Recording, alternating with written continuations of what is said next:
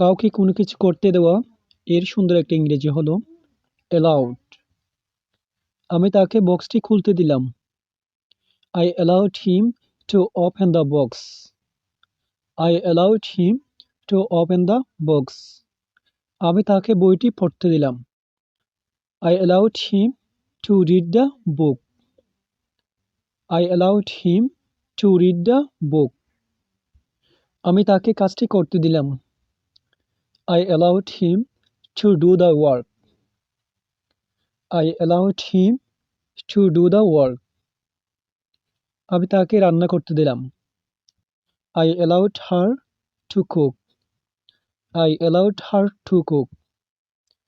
আমি তাকে ফুল তুলতে দিলাম। I allowed her to pick the flowers. I allowed her to pick the flowers.